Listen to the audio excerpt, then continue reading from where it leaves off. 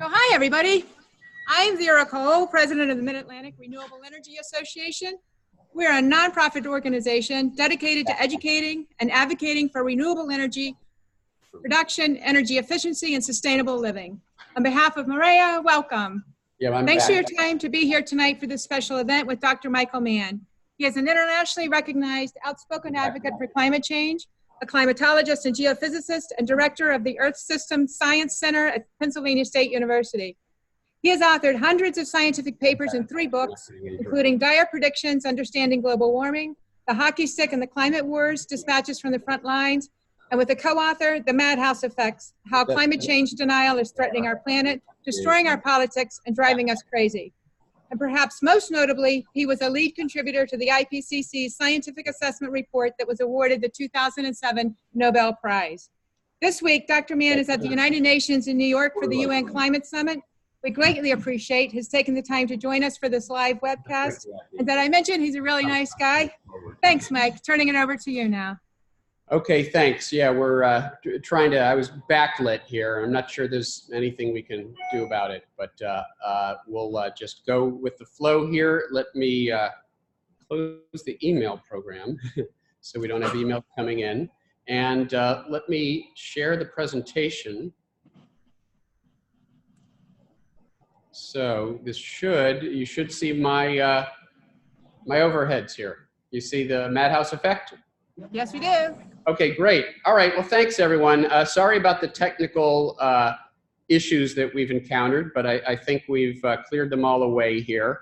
I'm sorry I can't be with you there in Pennsylvania at the fairly late in the game. I realized I had to be in New York this week for Climate Week, and so we sort of shifted things around a little bit so I could give this presentation remotely.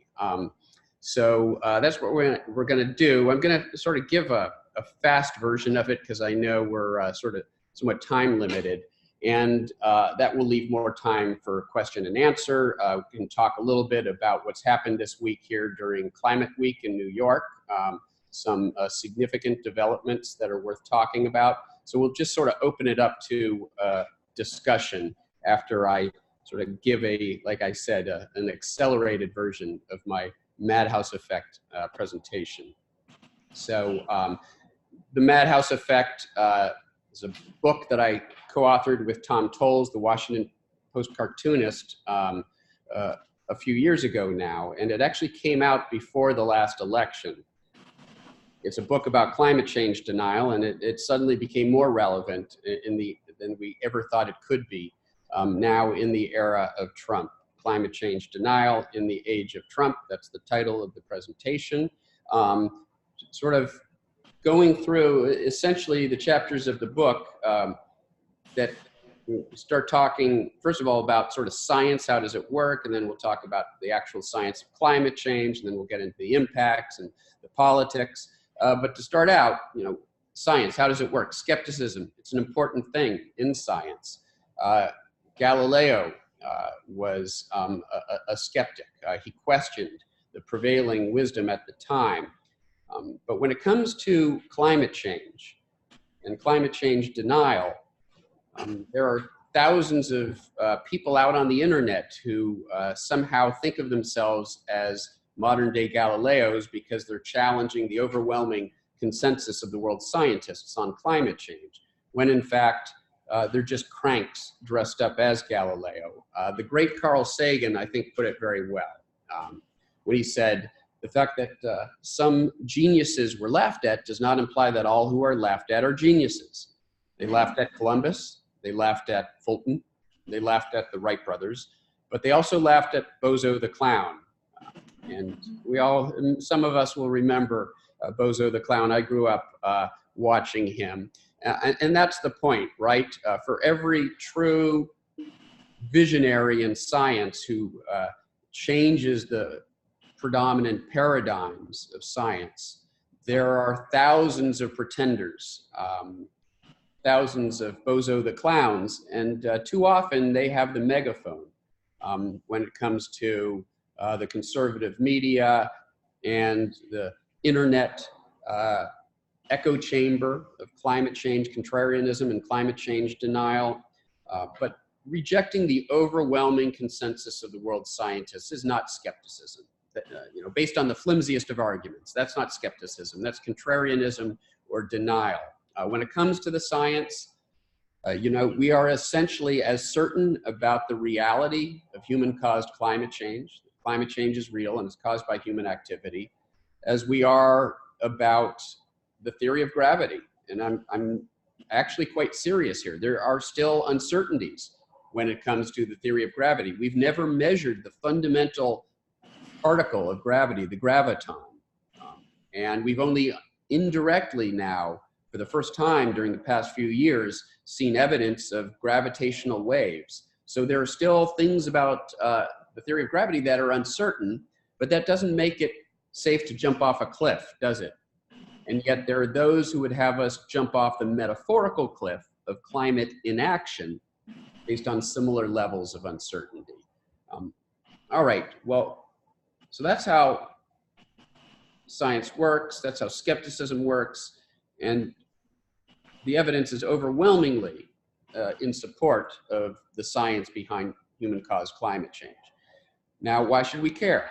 That's the next logical question. It's not just about polar bears and penguins. And when we make it exclusively about polar bears and penguins, it makes it seem like climate change is this exotic, far-off threat, when in fact it is impacting us now in our daily lives. Unprecedented droughts that are national security threats, for example, the drought in Syria. This morning I was actually here in town. I went on the MSNBC show Morning Joe. And the issue of climate change and national security came up. And I pointed out that, in fact, our national security community understands that epic droughts in places like Syria actually have led to increased competition for diminishing food and water and space that creates an atmosphere in which terrorist organizations can recruit very effectively. And our national security experts understand that ISIS formed in precisely that context, in that environment. So there is a connection between climate change, the increased pressures and conflict that it brings, and problems like international terrorism.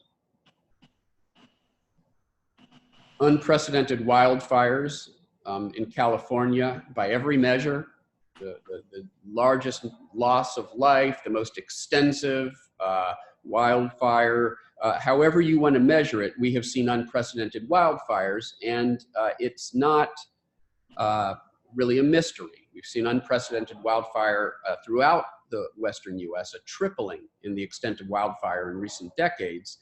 And when you take heat and you combine it with drought, you get worse fires, and we're seeing that.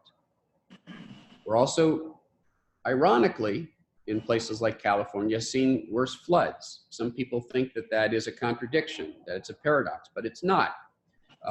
Warmer conditions, longer, hotter summers give you worse drought, but in the winter, when those storms come, the atmosphere is warmer, so it can hold more moisture, so you get more rainfall in short periods of time when conditions are conducive to getting rainfall, when storms come through. And so you see worse flooding at the same time, even in the same places like California.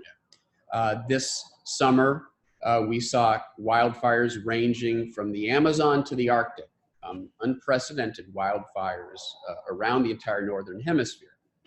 We've seen unprecedented superstorms like Sandy that impacted New York City, where I am right now. I'm not very far from Battery Park.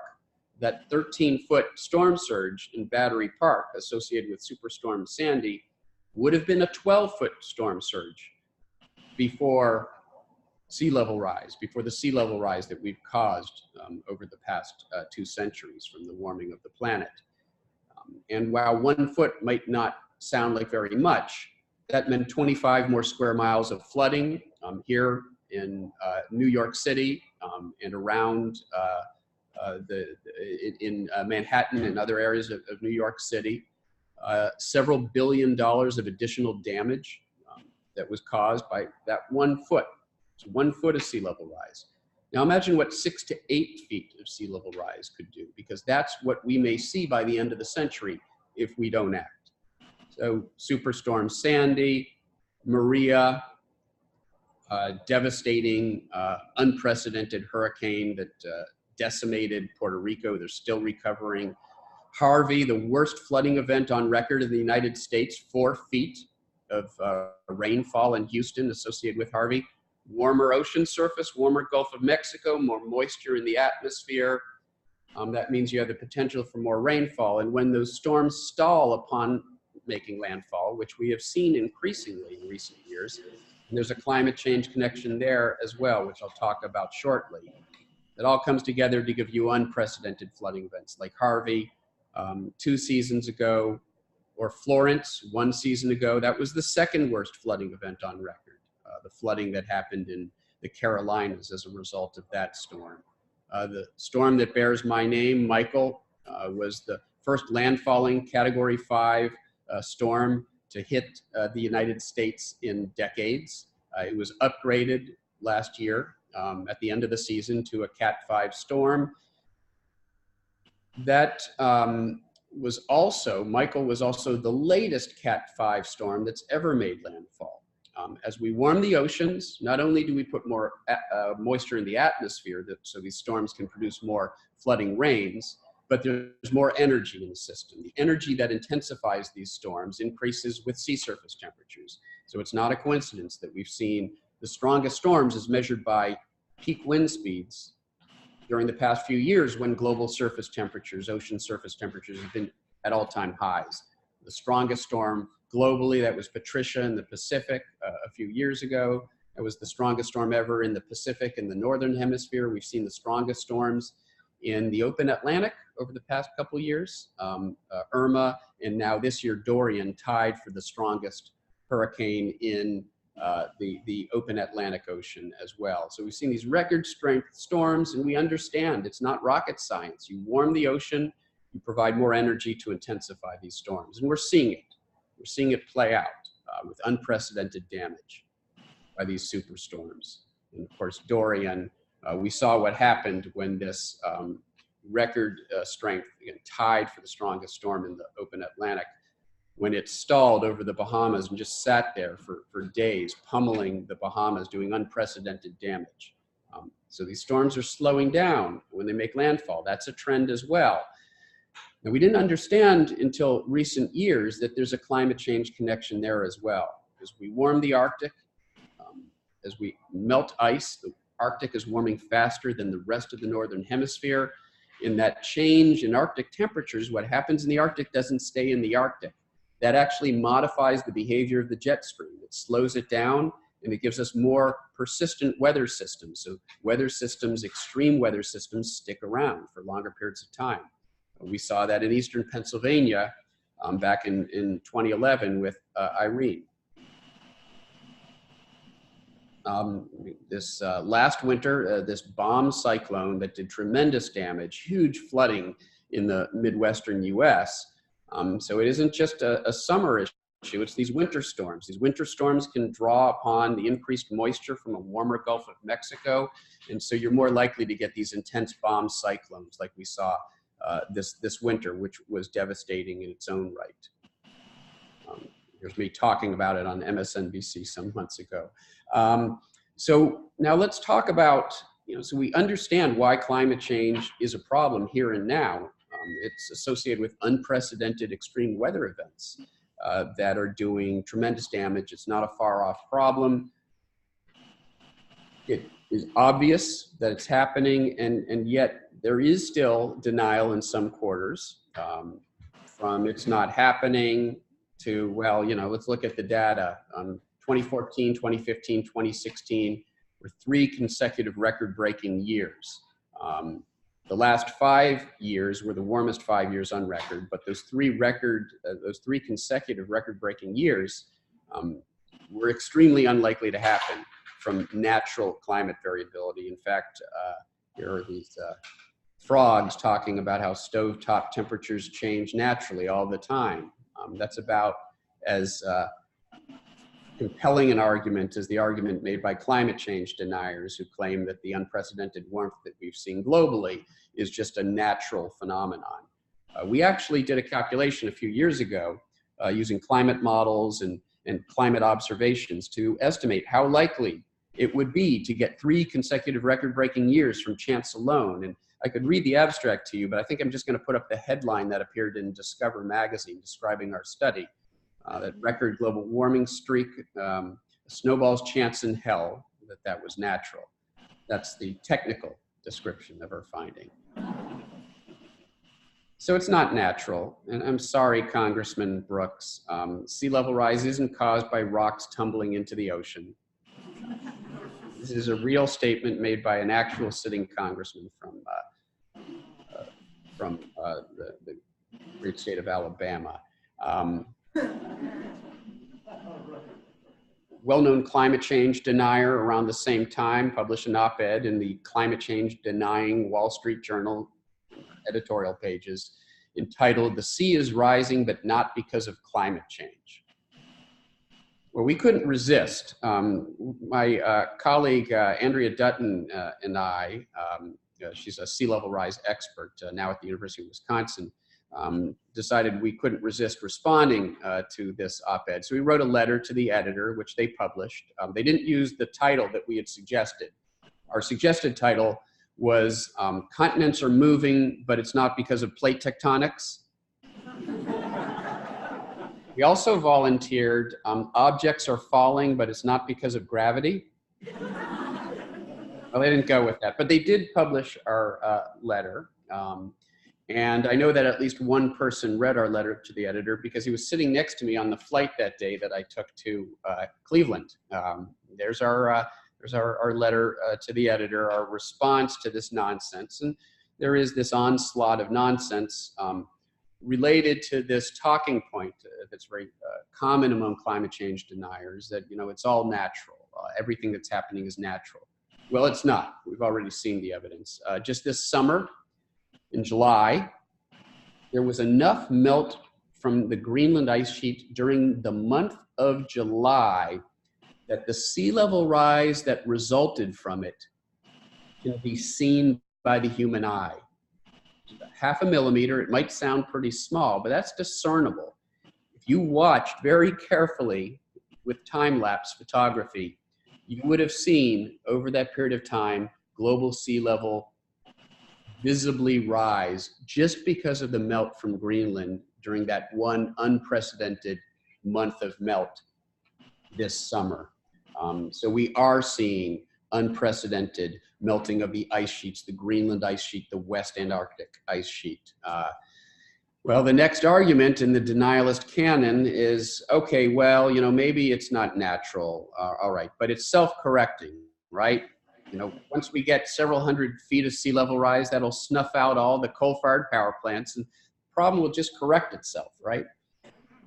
That's not self-correcting. Not unless you're talking about massive coastal inundation, ocean acidification, unprecedented extreme weather events. If that's what you mean by self-correcting, well, then we go on to the next argument. All right, maybe it's not self-correcting, but hey, it's a good thing, right? Melting ice sheets, after all, lift all boats, right? It's certainly true. Well, I know what you're thinking. It's like, all right, no serious politician, for example, would try to argue, given everything we're seeing happen, that climate change is a good thing, right? How could a self-respecting politician possibly argue that, oh, I'm sorry, Scott Pruitt, yes, our former EPA administrator, now replaced by Andrew Wheeler, one of the best examples of meet the new boss, same as the old boss. Pruitt's gone, Wheeler's in. They're both Koch brothers, affiliated fossil fuel lobbyists who are using their administration of the EPA to dismantle the environmental protections put in place over the past half century. And that continues on. Scott Pruitt did step down after a number of scandals, a number of embarrassing scandals, so embarrassing that even Donald Trump was forced to ask him to step down. Don't feel too bad for Scott Pruitt. He immediately got a nice new gig with the coal industry as soon as he left. Perhaps you're not surprised by that. So it's not a good thing, unless you think that unprecedented superstorms and wildfires and heat waves and droughts and floods, if you think those are good, then I suppose you might think it's a good thing. And again, we've seen heat waves last summer, unprecedented heat waves and wildfires and floods around the entire northern hemisphere last summer. We've seen the same thing this summer. Before I get to this summer, actually last summer, let's talk about that, because this was the large-scale pattern of the jet stream, and it was very persistent. And our own research shows that global warming, again, in part because of the warming, the tremendous warming of the Arctic, is changing the jet stream. It's changing it in such a way that you get those more dramatic undulations, those meanders, those big north-south meanders that give us extreme weather. In the western US, where you see the jet stream veering northward, you've got a high pressure system underneath. That means heat and drought and wildfire. And that's what California saw last summer. And that system was very persistent because the jet stream is slowed down. Those weather systems get stuck in place. They literally persist over the course of much of the summer. So you had that high pressure out west, but my fellow Pennsylvanians, you will remember that where we are, and in fact over a large region back east, you got the flip side. You didn't have the ridge, you got the trough. You got the downward bending part of that jet stream undulation. And that means low pressure. That means intense storminess and rainfall. And we had the wettest summer on record that Pennsylvania has ever seen. In fact, in State College, we broke the record. And here is an example of how the impacts of climate change can be so subtle that we sometimes don't even realize how much climate change impacts have permeated our daily life. For example, our school systems were nearly delayed. They nearly had to delay the start of the school year because there was so much buildup of mildew and mold in the schools because of the unprecedented humidity and rainfall that summer.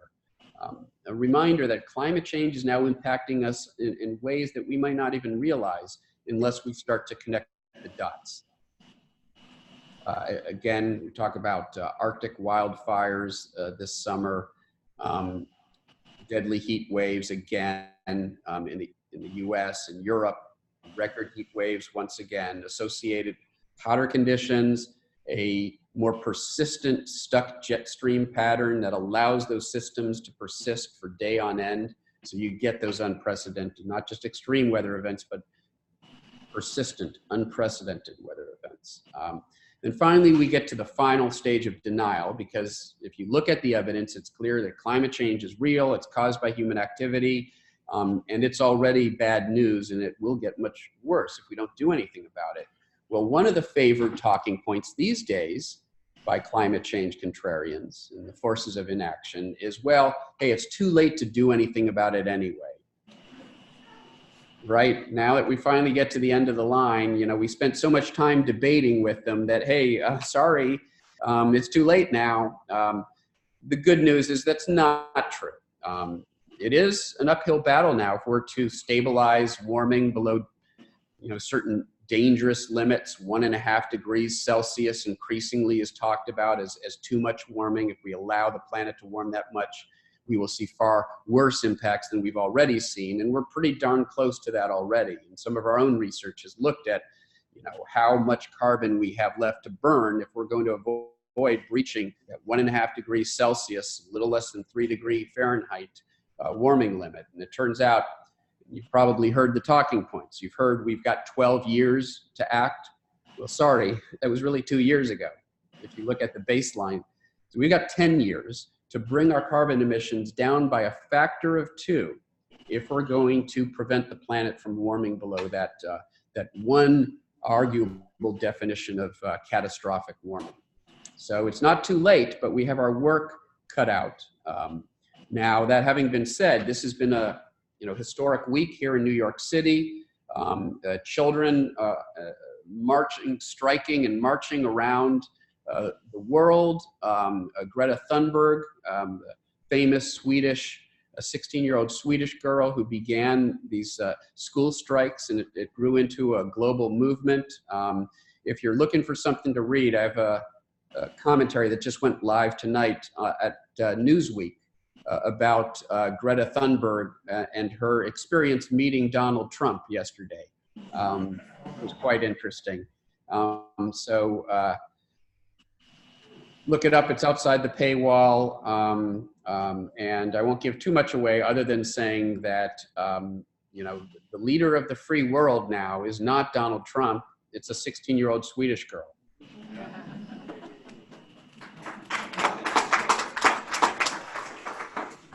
All right, so denial will continue as long as there are fossil fuels to burn. There will be talking heads, fossil fuel attack dogs, and paid advocates arguing, against the science of climate change, but they will become as irrelevant as the last Japanese soldier who was found still fighting World War II a few years ago.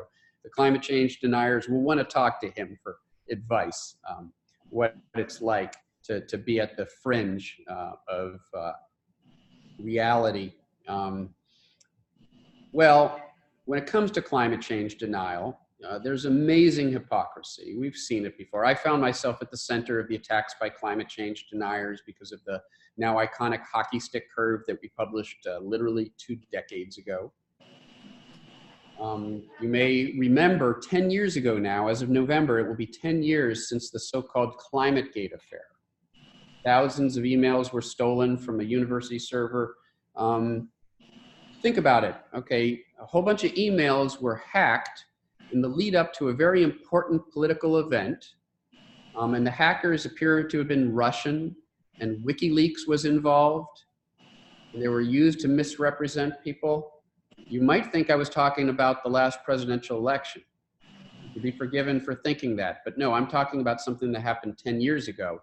If you like, this was sort of the, you might think of this as practice by some of the same forces of denial and inaction. This was a practice run for what was deployed in the last presidential election 10 years ago when they stole scientists' emails to misrepresent the science of climate change going into the December 2009 Copenhagen summit with the intent of trying to derail progress in dealing with climate change by introducing this distraction, this fake scandal.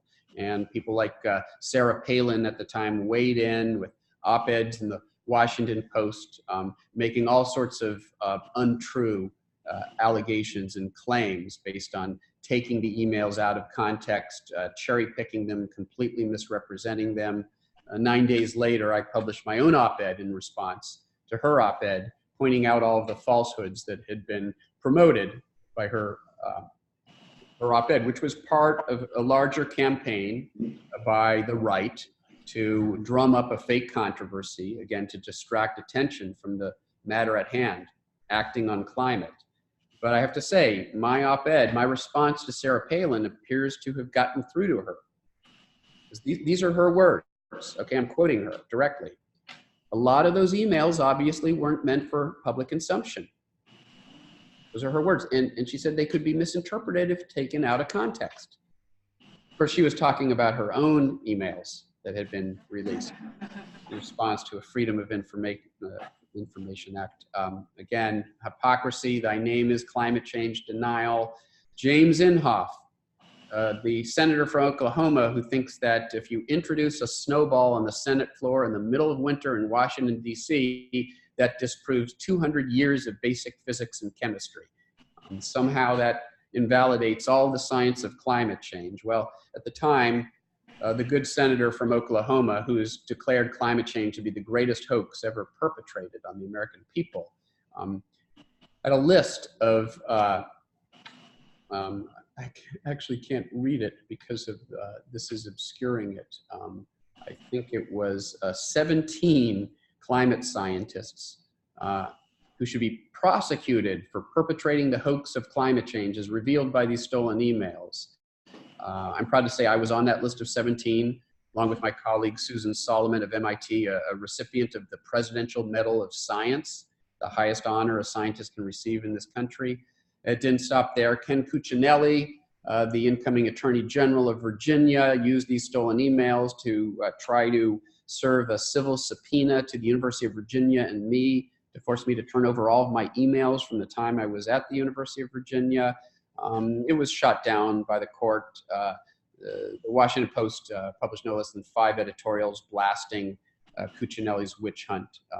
Their award-winning cartoonist Tom Toles, who, as you know, I would go on to write a book with, weighed in on the matter not once but twice. And I have to say, I do really like this cartoon here. There's Cuccinelli up in the judge's chair, and poor Galileo down below. He wants to see his emails too.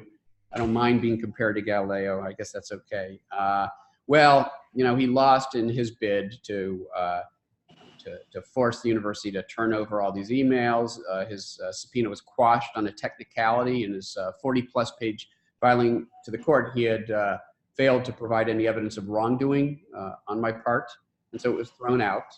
He appealed it to the state Supreme Court, which threw it out with prejudice, rejected his case with prejudice, meaning they never want to see an attorney general come back to the court with something like that again. Undeterred, Ken Cuccinelli ran to be governor of Virginia in the next election. I campaigned actively with his opponent for reasons that are perhaps understandable to you. Terry McAuliffe, who was ultimately victorious, who won that election. Ken Cuccinelli, in defeat, went off to help manage an oyster farm on Tangier Island. This is an island in the Chesapeake Bay that is slowly succumbing to the effects of global sea level rise. I'm not making this up, folks. You can look it up. You can't make this stuff up. Hypocrisy, thy name is climate change denial. And by the way, Ken Cuccinelli is a climate change denier. He has, of course, been put forward as Trump's immigration czar. What's the greatest threat? What do our national security community, what do they tell us is the greatest threat, the security threat, the cause of mass migration now, environmental refugeeism, climate refugeeism, and the refugees at our southern border are migrating from increasingly uninhabitable subtropical and tropical lands. There's a climate change component there, and the person in charge of immigration doesn't even accept the existence of climate change, doesn't recognize the main factor that's actually leading to mass immigration. There's some irony there as well. All right, well, let's get on to the latter chapters here, solutions. Well, one solution, you might not be surprised that there are techno-optimists, especially from the fossil fuel industry, like Rex Tillerson, former CEO of ExxonMobil, who went on to be Trump's first Secretary of State. Maybe that's not a coincidence. Former CEO of the largest fossil fuel industry in the world, became his Secretary of State. There's an interesting story there. Rex Tillerson is a big fan of geoengineering. Let's continue to burn carbon, burn fossil fuels. You know, sort of convenient of him to think that. But we will cover it up. We'll do something else. We'll shoot particles into the stratosphere.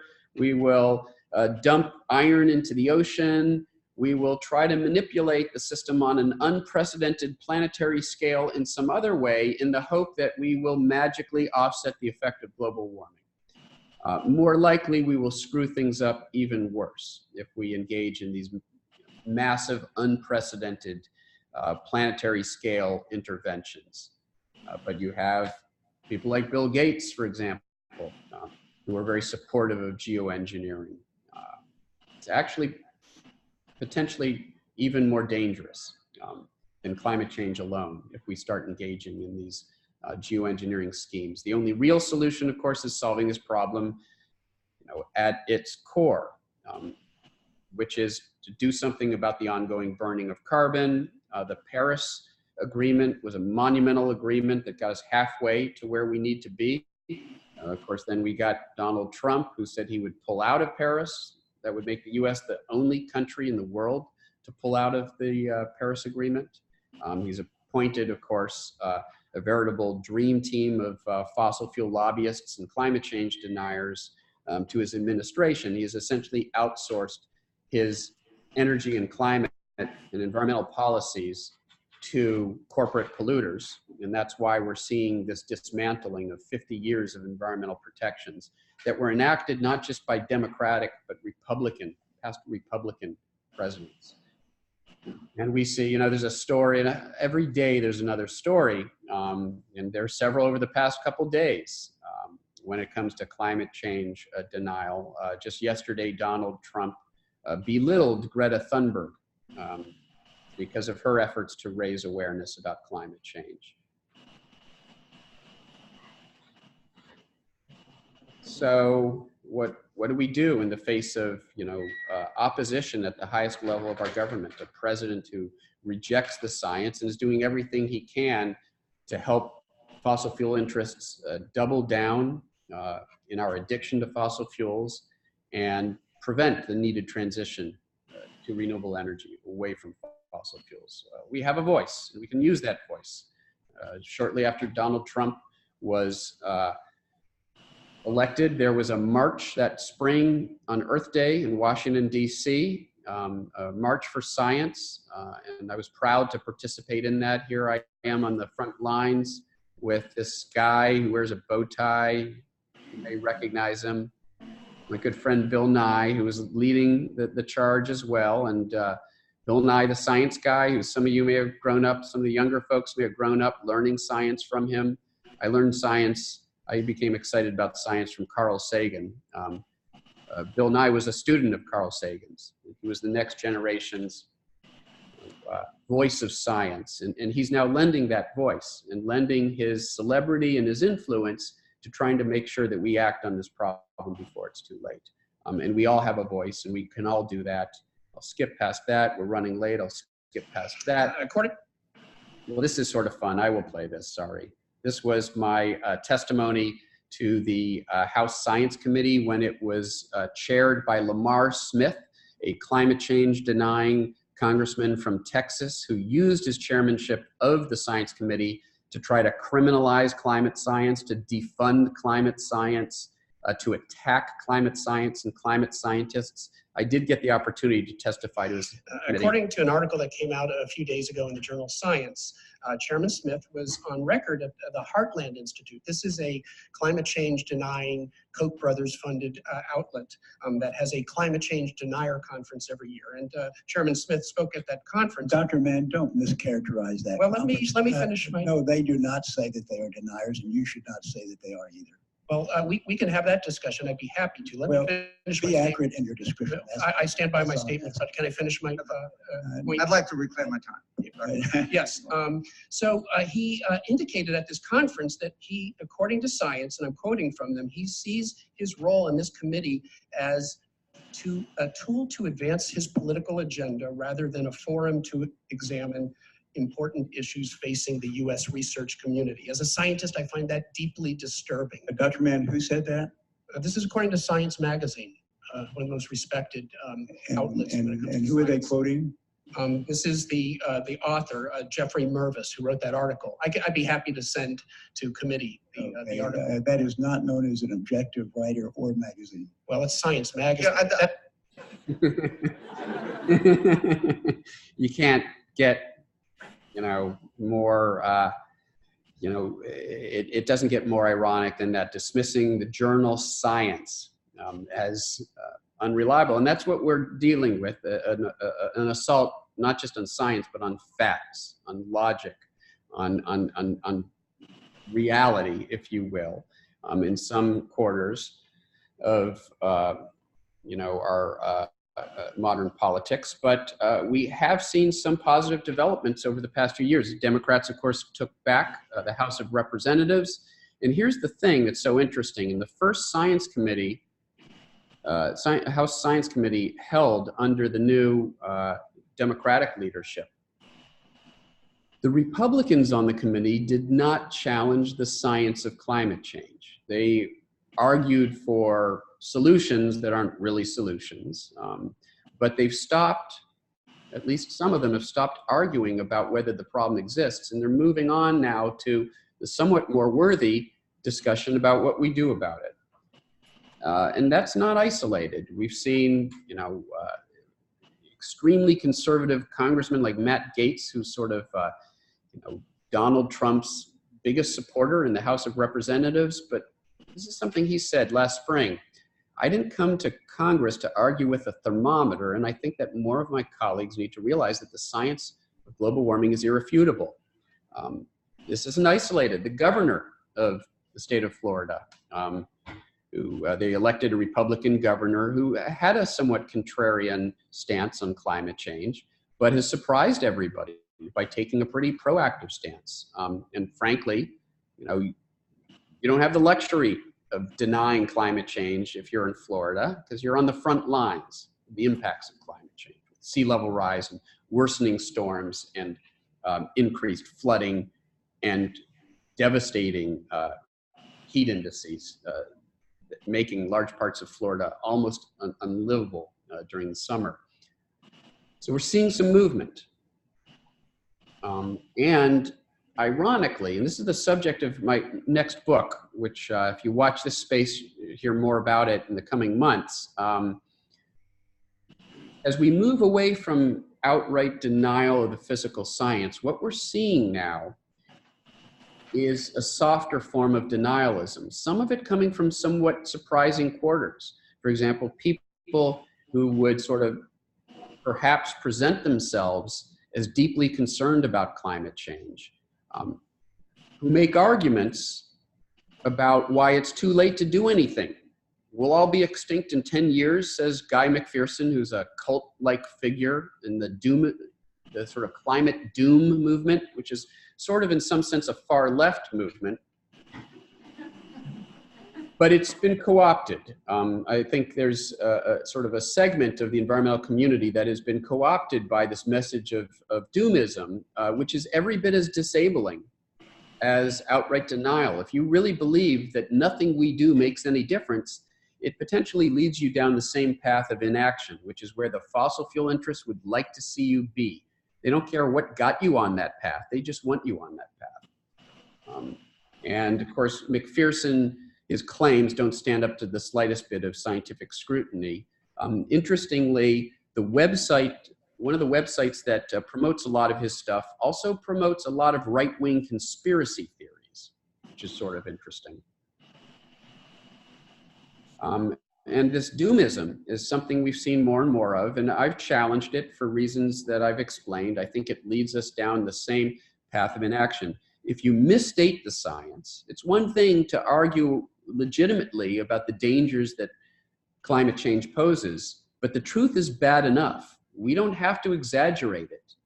And sometimes when we do, it ends up being used as an argument for inaction. Now, if you think that I'm being pedantic here, I would point out in the most recent CBS poll on climate change, on support for climate action, they looked at the crosstabs of people who don't support action. And guess what? Nearly as many people who don't support action do so because they think it's too late, not because they don't accept the science of climate change. So it's an increasingly problematic movement, this sort of doomism. And it's part of what I call the softer denial and the forces of delay and denial, what I call the new climate war, which is less contesting the basic physical science, but finding other ways to divide the environmental community, getting us arguing about hamburgers and straws and the relative role of personal action versus collective action and systemic action. If they can divide the community and get them to bicker over these things, then task accomplished, mission accomplished. And that's what they're trying to do now, and be aware of it. There are trolls and bots online that are trying to create conflict within the climate movement, within the environmental community. Some of them we're absolutely certain are associated with state actors. The same state actors that meddled in our election are meddling in the climate conversation today because they don't want to see us act on climate. Russia nearly had a $500 billion oil deal with ExxonMobil, but they couldn't get it through because of sanctions against Russia based on their actions in Ukraine. With those sanctions, one of the first things that Donald Trump tried to do when he got into office was to remove those sanctions so that Russia and ExxonMobil could join together in a $500 billion oil deal to develop those reserves. And who did he appoint to be his Secretary of State? Rex Tillerson, the former CEO of ExxonMobil. Think about that a little bit. It's out in the open, folks. It's all out in the open. Here is why I'm actually optimistic. And here in New York City, I've been in the thick of this climate week. And there are these amazing young kids like Greta Thunderbird who have literally single-handedly changed the whole conversation. They've moved it away from an unworthy debate about whether there's evidence that we have a problem to the essential debate, which is, are we going to act in time so that we don't mortgage the planet for our children and grandchildren? Because they're not in a position to vote. They're not in a position to make policy, but they are in a position to change public opinion, and they're doing it. And here in New York this last week, I think we saw a monumental shift, and around the world, millions of people around the world striking and marching for climate. I think we're nearing a tipping point, not the tipping points of climate change that we fear, but the tipping point in public opinion and the galvanization of support for action. I think we're seeing history being made right now. And I will just leave it on this note. That's what gives me optimism, the kids and the amazing moral authority with which they speak. And we can't fail to hear their message. Even the most cynical cannot fail to hear the clarity and morality of their message. Do not destroy this planet for us before we have an opportunity to even participate in the decisions that are going to affect our lives. And to me, that's what it's about. That's my daughter. This year, we're going to see the Great Barrier Reef. We're going to see it now, because we don't know how much longer the Great Barrier Reef will be around. There was an obituary that was written sort of half in jest a few years ago for the Great Barrier Reef. It's seen massive bleaching. Large parts of it have died. If we don't act quickly, we're going to lose the Great Barrier Reef. We're going to lose the Arctic ice and the environment that supports magnificent creatures like polar bears. But even if you don't care about any of that stuff, if we continue on the course that we're on, we're looking at, again, unbearable heat and extreme weather events that paint a future that is not unlike some of the dystopian futures that Hollywood has depicted. That's a possible future, but also a possible future is one where we act in time, and we still have time to make sure that that is the future that we choose for our children and grandchildren. So I'll leave it there, and I think we have some time for Q&A. Great. Thanks. Thanks, Mike. Thanks. All right. Mike, can you hear me? Yes, I can. Yeah. Okay, great. I'm going to walk around and we're going to take some questions. Hold on just a second. All right, let's see if this works. Okay. Here we go. Let's see. Ooh, that's me. There's you. All right, here's the... Hello. Hello, Mike. Thank you for your balanced approach. We did a film called Groundswell Rising, so I was pro-fracking, and as a result of that film, I converted to being anti-fracking. What we know about fracking is Pennsylvania is emitting almost 1% of the world's methane. And what I would like to get your opinion on is I have heard from some credible sources like Robert Horvath and others that methane may actually be worse than coal in terms of accelerating the climate crisis. What's your opinion on the whole methane issue? Yeah, thanks for that question. Right, stop sharing your screen for a second. Oh, sure. Yep. Thank you. Okay. Yeah, let me do that. Hold on. Stop share. And how are we doing? You see me? You see me? Yep. Okay, great. So yeah, so great question. And you know, if I give a talk about climate change in Pennsylvania, a public lecture, and there isn't a question about natural gas and fracking, I worry. Because it is, you know, one of the major issues that faces us as a state. And there is a lot of misinformation out there, and some of it is motivated by economics. You know, I have very different sort of, you know, responses that I tend to give depending on the amount of time that I have. And so, you know, my simple elevator response is that, you know, I'm skeptical about the idea that the solution to a problem created by the burning of fossil fuels can be burning a fossil fuel.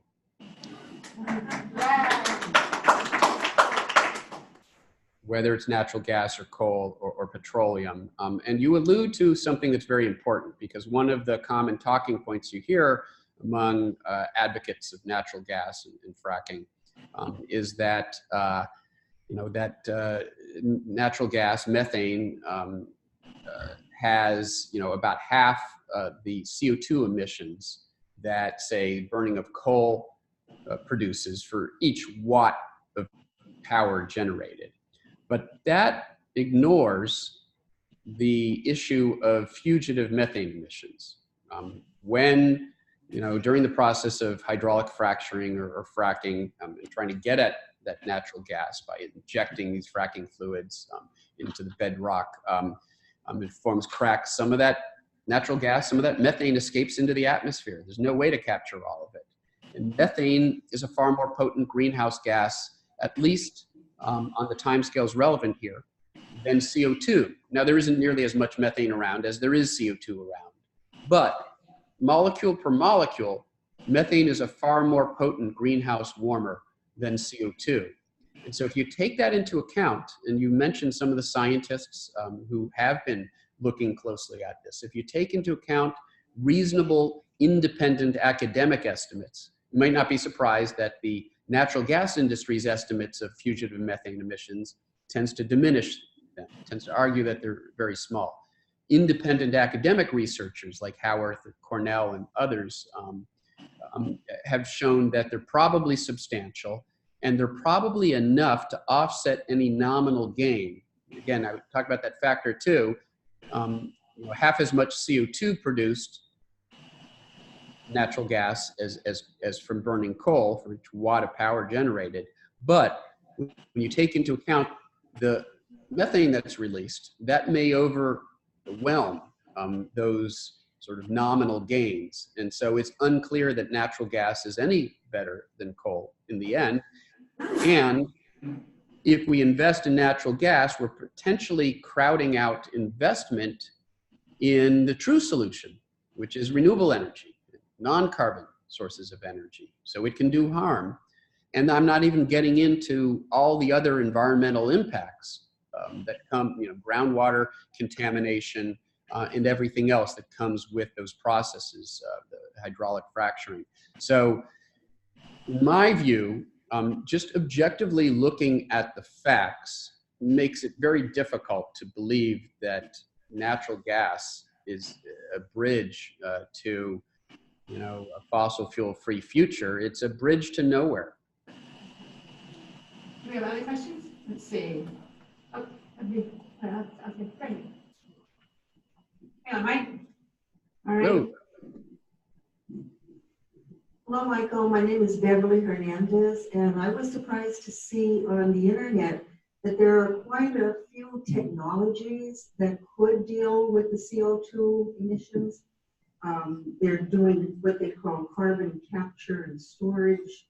They're doing Bill Gates Foundation and his carbon engineering is doing taking carbon dioxide directly from the atmosphere.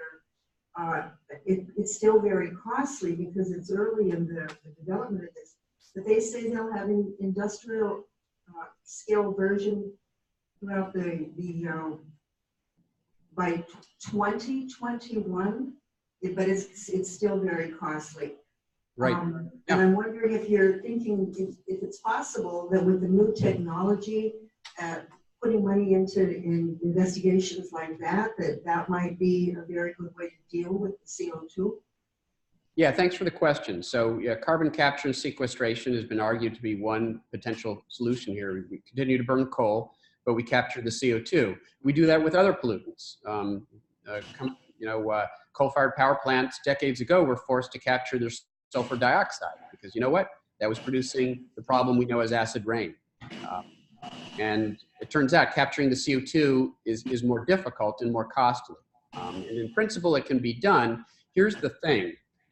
Coal presently, increasingly, is not competitive with other sources of energy, including renewable energy. If you just sort of look at the curve that we're on, in some markets, renewable energy is cheaper than coal, and in other markets where it isn't, it soon enough will be. And that's without requiring coal plants to capture their CO2. If you require them to do that, well, then that makes it even more expensive to operate. So they're not even economically competitive against renewable energy, which again is a real solution here, arguably. And if they're required to safely, and by safely I mean that they really have to capture it. It can't be leaky, it has to be done well, and if it's done well, it's going to be more expensive. It's cheaper to do a bad job of something than to do a good job of it. So if they really do a good job, and this is the same thing with natural gas.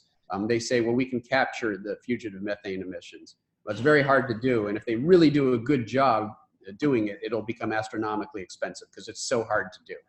The same thing here. So, why would we be investing in a technology that probably wouldn't even make them commercially viable when the solution is right in front of us? It's a matter of investing and scaling up renewable energy. We know what the solution is, and I always find it remarkable how some in the fossil fuel industry will do backflips to try to find some contorted way to make fossil fuels relevant when it's just so obvious. Look, here in the 18th century, we used to hunt whales for their oil, burning oil for lamps to generate energy. And we found something better. Something better came along. And Pennsylvania was a big part of that. It was fossil fuels. The age of whaling ended, and the age of fossil fuels began. And now we found something better. It's renewable energy. And the age of fossil fuels is coming to an end. This century, the great economic revolution, this century is going to be the renewable energy revolution. And those countries that get on board, those companies and states and countries that get on board are the ones who are going to prosper. So the solution is right in front of us. And I think we need to sort of keep focused on that, despite the fact that the fossil fuel industry is going to go kicking and screaming, and they're going to try to find as many ways to make themselves relevant as they can, but be skeptical. And when I say be skeptical, think about whether they can really do what they're promising to do, and if they do it, whether they could possibly do it in an economically viable way, given the growing efficiencies in the renewable energy marketplace. Great, thank you. Okay, here we go. Let's see, I saw your hand first a minute ago. All right. Hi, Dr. Mann. Thank you for your talk. I first learned about all your research that you did in a climate symposium class I took my last semester in college at Kutztown University. So we talked about denialists, and we also talked about climatologists and other researchers, and Fred Singer, unfortunately, was part of the literature of that. So what I just said kind of relates to the question I'm about to ask, that same university, along with other factors of our society, so it doesn't just entail governments, but a lot of institutions and our culture seem to fail to understand that they're not addressing my future and generations who are now in college that are not addressing sustainability at all. Yeah.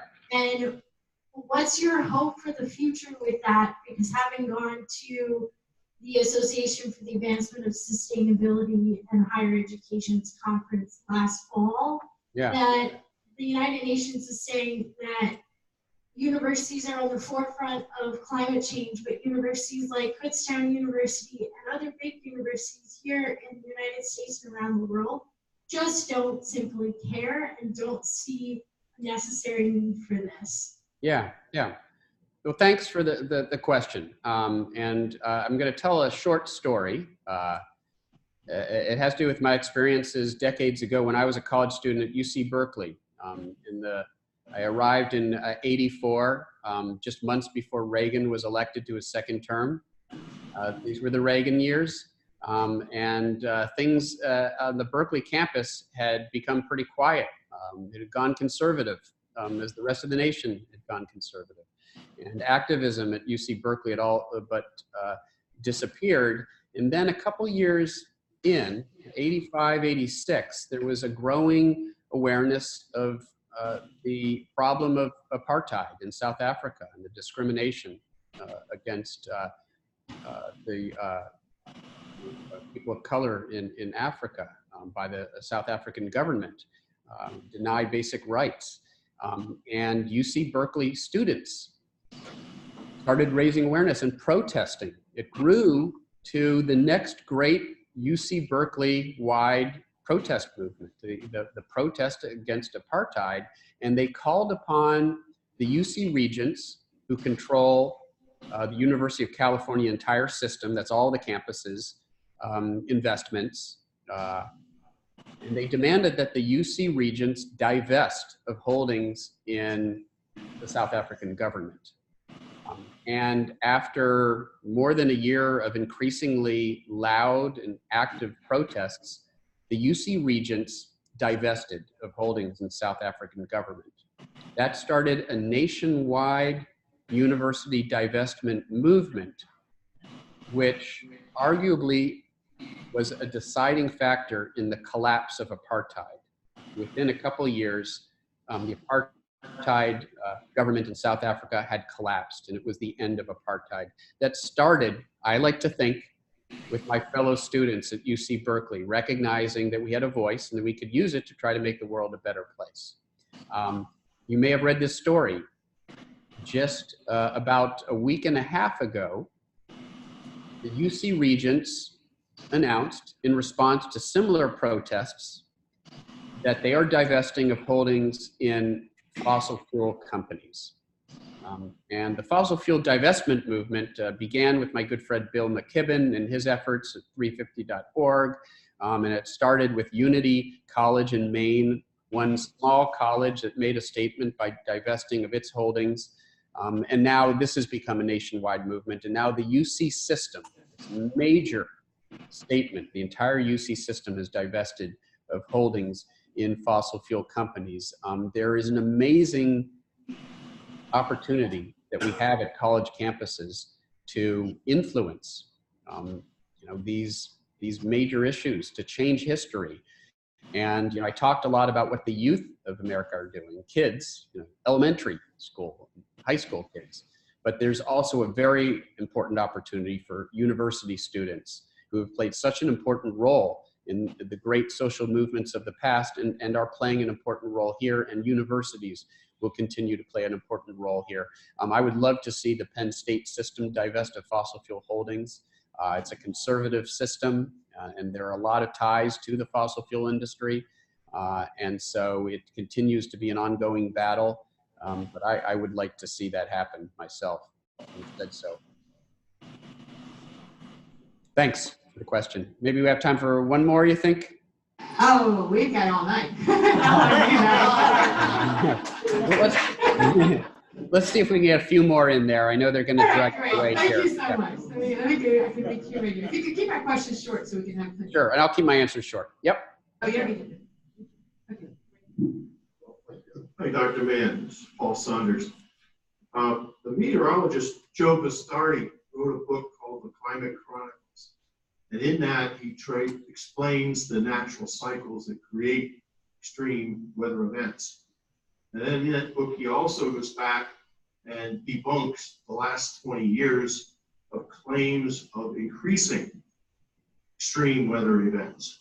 Yeah. And tonight we showed some anecdotes and whatever, but he did a very thorough job of debunking the claim that they're increasing. Okay, so what's your question? We've got to make it quick here. Well, my concern is that I'm continually seeing in the media all of these stories of increasing extreme climate weather events when they aren't happening. Okay, so I'll take that as your question. All right, thank you very much. Okay, let's see, another question? Oh, so I'm going to answer. To the other side of the room. I'm going to answer. No, yeah, I'm going to answer that. Sorry, go ahead. Yeah, I'm going to take that as a question. So no, the fact is Joe Bastardi isn't a climate expert. I know Joe. I drink beers with him on occasion. I like him personally. But when it comes, and he's a good meteorologist because he comes from the very best system, which is Penn State, our department of meteorology. But you know, he's not trained in climate, and really, when it comes to climate change, he's really driven much more, if you read what he writes about it, by his conservative political ideology. And it shouldn't be political. It should be based on the science. The science overwhelmingly, if you look at the special reports from the IPCC, the National Climate Assessment, if you look at the actual peer-reviewed literature, this is a public lecture, and I'm not going to bore you guys reading from the peer-reviewed literature. I'm trying to use examples that exemplify what we know about the science. And as a scientist who publishes in leading journals and does research in this area, of course, the things that I'm saying are steeped in the scientific literature. They're steeped in assessment reports like those of the Intergovernmental Panel on Climate Change and the US National Climate Assessment. And those assessments show that we do see increases when you look at the extent of wildfire, the intensity of rainfall events and floods, the maximum intensity of hurricanes and storm surge, the duration and frequency and intensity of heat waves. The data are very clear. Both the data and the models align very clearly. As you warm the planet, you see more of those extremes, and we're seeing it. We expect to see it. No surprises, and no amount of hand waving and cherry picking and misrepresenting the scientific literature, which is what contrarians tend to do, is going to change that. The science is quite clear on that issue. Thanks for asking. Okay, all right, let's see. I'm going to, right here. Yeah, if you could keep your questions short, please. Oh. Two-part question here. Shouldn't less developed countries in Africa deserve to have access to the same resources that have allowed us to flourish and benefit from fossil fuel energies? Right. We're going to limit it to one question because we have limited time, so I'm going to take that question and I'll answer that one. Thank you very much. So I actually speak to this in the Madhouse Effect. There's a section in the book, and I would, of course, encourage everybody to buy our book and read it. But in the Madhouse Effect, we actually talk about this argument that you sometimes hear. It's a fallacy, and it's called, there's a term that is used, energy poverty. And it's this idea that the best thing we can do to help developing nations is to provide them cheap fossil fuel energy. When in fact, it makes no sense in Africa to build an electric grid like the one that we built more than 100 years ago to support fossil fuel infrastructure, when it's very clear that the world is rapidly moving away from fossil fuels towards renewable energy. We're going to leapfrog past that technology. We're going to leapfrog against past a fossil fuel driven grid and deploy renewable energy, decentralized energy sources, smart grids and local grids. There's this huge emerging technology, and to tell Africa that they need to build a fossil fuel driven electric grid like we did 100 years ago would be like me telling my first year students that you've got to learn to use an abacus and then a slide rule and then my TI-55 calculator that I used back in high school before I'll let you anywhere near a computer Obviously, we're not going to do that. We have much better technology. We leapfrog past these antiquated technologies, and we're going to do that here. And here's the kicker. If these countries double down in fossil fuels, if Africa and the rest of the developing world, massively increase the burning of fossil fuels, they're actually at the receiving end of the worst impacts of climate change. The tropics are where they're getting hit the hardest. They had the least role in creating this problem, and they're already being devastated by, against intense superstorms, flooding from sea level rise, and heat that is unbearable. If we continue on the course that we're on, the studies are very clear on this. Within a matter of decades, later this century, the tropics will essentially have heat indices as a combination of heat and humidity that are too high for humans to exist outdoors. About half of the planet becomes too hot for human beings if we continue on that course. So climate change is the worst thing that can happen to Africa and the developing world. And even purely looking at energy options, it doesn't make sense to push them in the direction of fossil fuels. We've got time maybe for one more question, I think. Okay, great. Thank you, Mike. Thanks. Let's see. All right.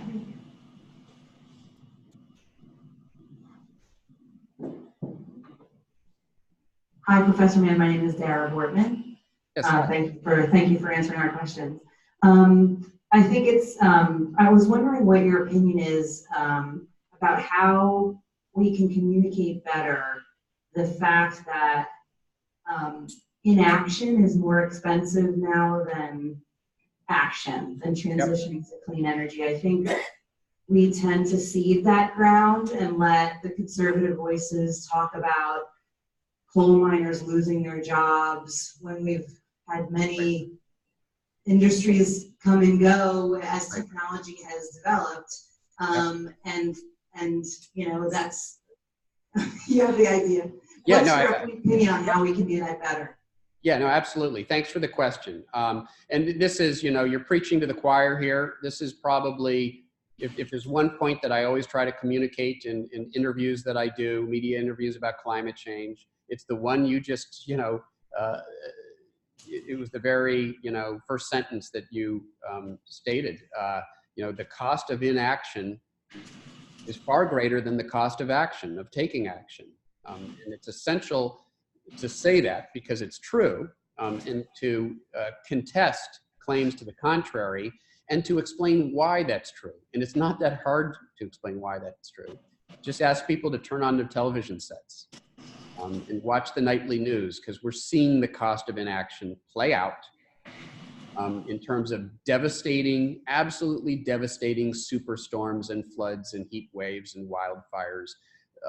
The impacts of climate change are no longer subtle. We're seeing them play out in real time. If you aggregate the cost of climate change related damage, it's already in the trillions, more than $1 trillion a year. And that's just in what we can estimate. Many of the impacts of climate change aren't even really properly accounted for, you know, in the economic accounting that's done. So already the cost of inaction, you know, hundreds of billions of dollars of damage done by the wildfires in California and the storms making landfall in the eastern US. And globally, just scale that up to every continent. That's the damage that's already being done.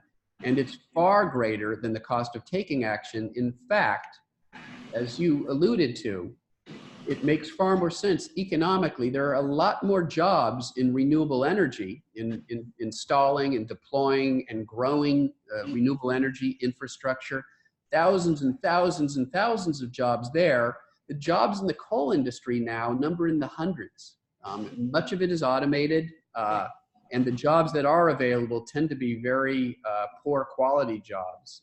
Where people's health is greatly threatened. So, you know, it's hard to find a single reasonable argument, or a single argument, legitimate argument for doubling down on fossil fuels, whether it's the economics, whether it is sort of the health of our environment, the health of our people. the growth of the economy, if that's what you care about. Every way you slice it, it makes much more sense for us to be investing in renewable energy and moving away from fossil fuels. And we cannot let the forces of inaction and denial get away with falsely claiming otherwise, which they will continue to do. We have to take them to task for it. And so I thank you for raising this point, because we do have to contest those claims when they're made, because they're false, and many people, honest people, will be taken in by them. So thank you very much. All right, everybody, big round. Thank you. Feel the love, feel the love. We really appreciate, I know you have a busy schedule there, and we're yesterday night, so thank you very much for your time, and we appreciate it. Take care. Bye, Mike. No, thank you. I'm honored to speak to you. I wish I could be there with you physically and go out for beers with some of you afterward. We'll have to do that next time. That sounds good. Thank you. Right. Good night.